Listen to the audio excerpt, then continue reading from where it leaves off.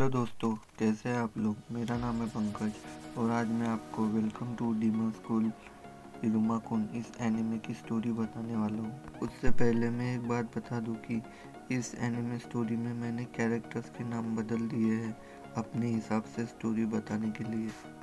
हमारी कहानी शुरू होते इंसानी दुनिया में रहने वाले एक 14 साल के साधारण लड़के इरुमा कुन से, जिसे उसके माँ बाप डेविल को भेज देते हैं। फिर डेविल इरुमा कुन को लेकर नीदरलैंड राक्षसों की दुनिया में जाता है। इरुमा कुन जो हमारी कहानी का हीरो है, उसे इस सबसे बहुत डर लगता है, लेकिन डेविल उसे बताता है वो उसे यहाँ मारने नहीं बल्कि अपना पोता बनाने के लिए लाया है। लेकिन इरुमा कुन अगर यहाँ नहीं रहना चाहता तो वो वापस भी जा सकता है, लेकिन उसे यहाँ कम से कम 1 साल के लिए रहना ही होगा।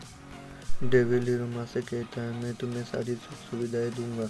डेविल इरुमा से बेहद रिक्वेस्ट करता है और रोता है कि वो नीदरलैंड में रहे। इस वजह से इरुमा डेविल को मना नहीं कर पाता और उसका पोता बनकर नीदरलैंड में रहने के लिए मान जाता है। दूसरे दिन जब सुबह इरुमा उठता है तो डेविल उसे कहता है उसे नीदरलैंड में राक्षसी स्कूल में जाना पड़ेगा पढ़ने के लिए। पहले तो इरुमा मना करता है, लेकिन बाद में स्कूल जाने के लिए मान जाता है। स्कूल के पहले ही दिन इरुमा कुन का झगड़ा जेंटलमैन के साथ होता है। इरुमा किसी तरह जेंटलमैन को हरा देता है, पर इस सब से इरुमा बहुत डर जाता है। वो घर जाते ही डेविल से कहता है मैं दोबारा स्कूल नहीं जाऊंगा, पर डेविल इरुमा को फिर से स्कूल जाने के लिए मना लेता है। दूसरे दिन जब इरुमा अपने स्कूल पहुंचता है तो जेंटलमैन इरुमा से माफ़ी मांगता है और कहता है क्या तुम मुझसे दोस्ती करोगे। इरुमा हाँ कह देता है। स्कूल के तीसरे दिन एक कंपटीशन रखा जाता है जिसमें सभी डीमन स्टूडेंट को एक रेस में भाग लेना होता है, जिसके बाद उनकी डीमन रैंक इंक्रीज होंगी। उस डीमन रेस में एक घमंडी डीमन स्टूडेंट टीचर के मना कर देने के बाद भी फॉरबिडन एरिया में चला जाता है, जहां उस पर एक बहुत बड़ा राक्षसी पक्षी हमला कर देता है। दूसरी तरफ इरुमा एक छोटे डीमन बर्ड के पास पहुंचता है जो जख्मी होता है। इरुमा उस बर्ड को ठीक कर देता है और रेस में फिर से शामिल होता है। एक छोटा डीमन बर्ड उसे बेवकूफ़ लड़के के पास ले जाता है जो फॉरबिडन रेस ट्रैक पर चला जाता है।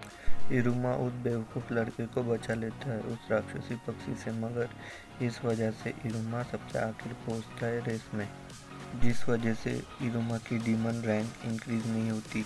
पर इरुमा को इस बात से कोई फर्क नहीं पड़ता, क्योंकि डीमन बर्ड की वजह से इरुमा को एक पावरफुल जादुई अंगूठी मिलती है।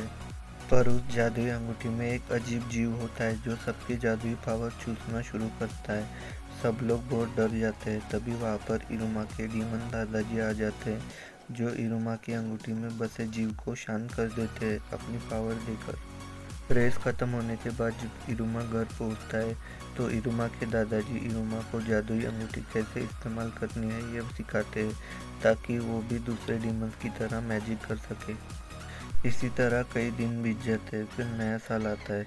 उसमें सभी डीमन स्टूडेंट को एक प्रोजेक्ट तैयार करना होता है और सबके सामने प्रेजेंट करना होता है, जिसके लिए Iruma gentleman green baby research group को ज्वाइन करके प्रोजेक्ट बनाने की तैयारी करते हैं, जिसका हेड साइको होता है। वो बेहद मेहनत करके एक प्रोजेक्ट बनाते हैं जिसमें इंसानी दुनिया की तरह फायरवर्क जला के सबको हैरान करना होता है। पर रिसर्च डिपार्टमेंट के हेड साइको का कुछ अलग ही प्लान होता है, जिसमें वो पूरे डीमन स्कूल को उड़ाना चाहता है और सभी लोगों को मारना चाहता है। इसलिए साइको अपनी डीमन पावर का यूज करके एक ताकतवर बैरियर स्कूल के चारों तरफ बना देता है, जिसे कोई भी स्टूडेंट और टीचर तोड़ नहीं पाता।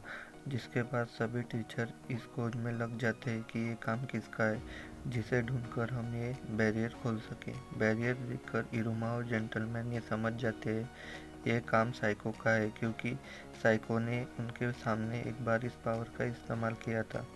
जेंटलमैन इरुमा को डायरेक्शन बताता है साइको तक पहुंचने का।